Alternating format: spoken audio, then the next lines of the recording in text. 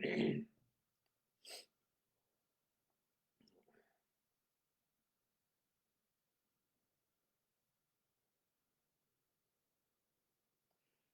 morning and welcome to our meditation group. My name is Father Frank Buckley. I am delighted to be your host for this meditation group, Flourishing During Times of Uncertainty. Today is Friday. Today is going to be a great day. This is a three-part program. We always begin with a little inspiration, then we move to the heart of the matter, the 20-minute silent meditation, where we give this first part of our day to God, and then allow the rest to unfold as it will. And then we always end, and on Friday, we'll look over the week with the Jesuit Ignatian Examen, something so close to St. Ignatius's heart. He said, forget everything else, but never let this go. To step back, to look over the recent past and notice where you might have missed God or where God might have shown up in a beautiful way. And one of the ways we build community here on our Jesuit campus in Hollywood is through the comment box on Facebook. So during the examen, if you're new, please say hello, introduce yourself, tell us where you're from. We'd love to get to know you better. We believe you have just joined the best community in all of Hollywood. The second, and then I will just do a little my own examen. And on Fridays, we tweak it a little bit to make it a little more fun. On Fridays, we'll just for the Ignatian Examen look over the whole week. And on Fridays, I always promise for inspiration to begin with a little poem. I ask you, the psychologist in me always believes that the sign of good mental health is flexibility. So to be a little flexible with me this morning, and rather than a poem this morning, it won't be just a few paragraphs of inspiration, but I would love to draw from none other than our pontiff, Pope Francis's suggestions for beginning 2021. So, without further ado, let's get moving on this beautiful Friday morning here in Hollywood. So, let's go to Pope Francis. And he sent out, excuse me, his New Year's resolution. And these are the top 10 priorities on his list. Number 1, don't gossip. Number 2, finish your meals. Number 3, make time for others. Number 4, choose the more humble purchase. 5, meet the poor in the flesh. Hold on, let me make sure I read that right. Number 5, meet the poor in the flesh. 6, stop judging others. 7, befriend those who disagree. 8, make commitments such as marriage. 9, make it a habit to ask the Lord.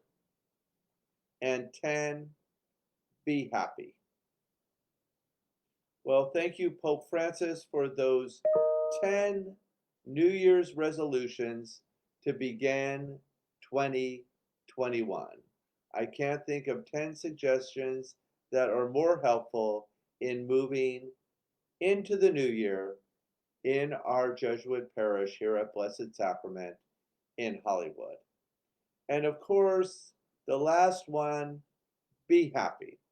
And by happy, Pope Francis doesn't mean the happiness that comes from riding a roller coaster.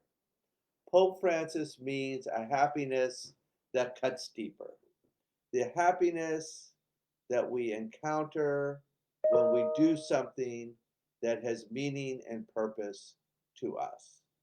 when we discover that light in the darkness.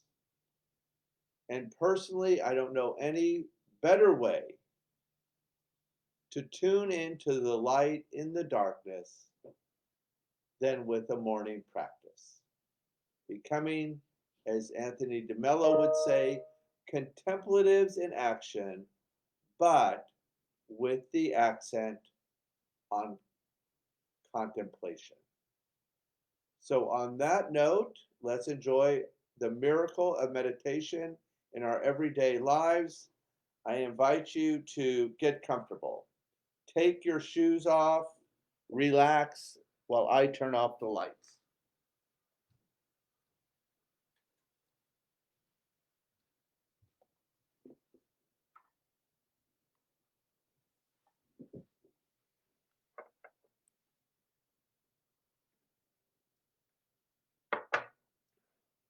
I almost call this program Unplug. One of the ways we flourish in life is to unplug from all technology. So I've got the timer set for 20 minutes. I'll ring the timer. I'll ring the, I hope I won't ring the timer. I'll ring the bell. I'll do a little guided meditation, and then we'll drop down and enjoy the miracle of meditation. If you're new to our group, welcome. This is so easy, it's almost too good to be true. I invite you to lower the eyes. I'll ring the bell to get us started. I'll do after a little guided meditation, we'll just drop down and enjoy the silence. A few things that you might find helpful is to what Father Keating says for centering prayer, just engage a little sacred word. Love, God, Mary, peace, kindness, anything that has meaning to you. Repeat it 4 or 5 times and then drop down to deep rest. If thoughts come up, simply bring your attention back to the sacred word, repeat it 4 or 5 times, and then drop down and enjoy the breath. The great thing about this practice is you absolutely cannot do it wrong. So let's give the next 20 minutes to God and begin.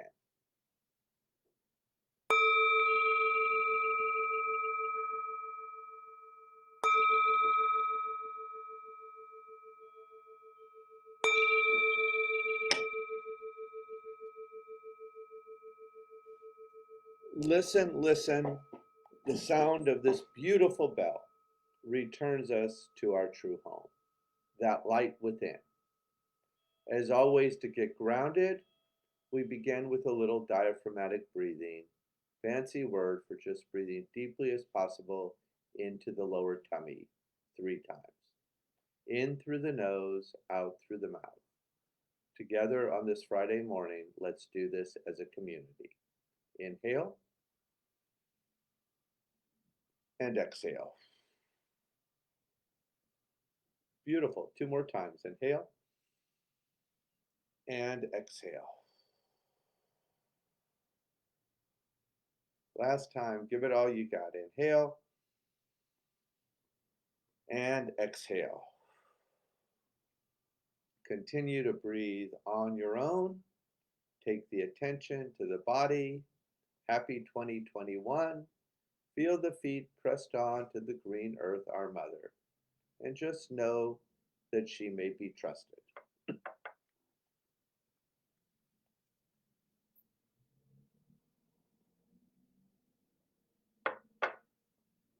Next, we arrive at the chair providing support as we come to the end of the week.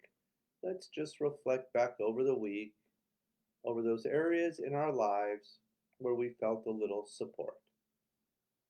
None of us can do this alone.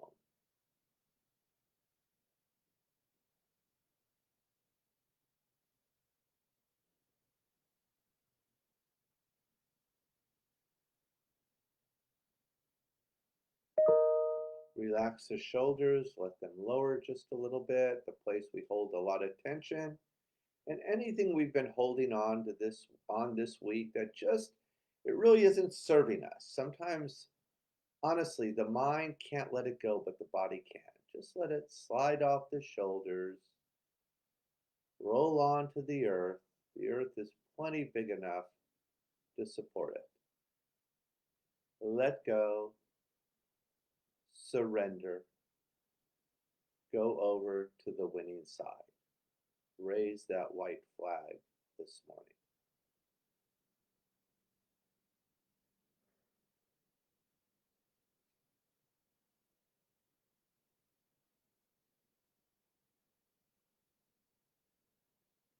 Moving towards the front of the body, one of the things we're missing in this pandemic is touch. I invite you to take your hands to your heart to cultivate a little attitude of gratitude. Let's focus over this last week for something for which we're grateful and just name it in one word.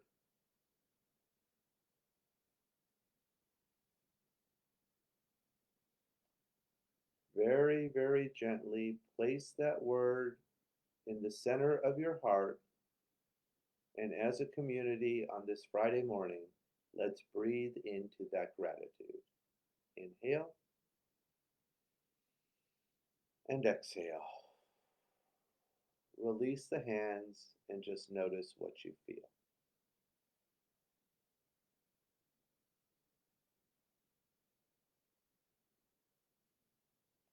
Finally, we focus on an intention for the week.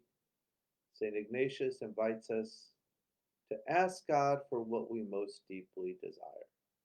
Pope Francis tells us in the New Year's resolutions, ask the Lord. Go ahead. God cannot be outdone in generosity. Ask Him for what you most deeply desire now. Being courageous enough to ask God for something great and beautiful today.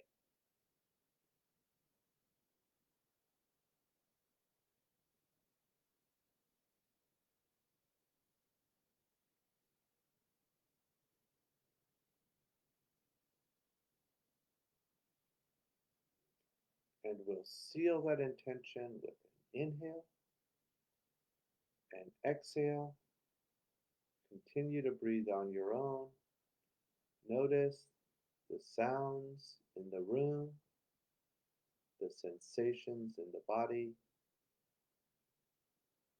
the breath. Engage your sacred word. Drop down and enjoy a little deep rest. Please continue.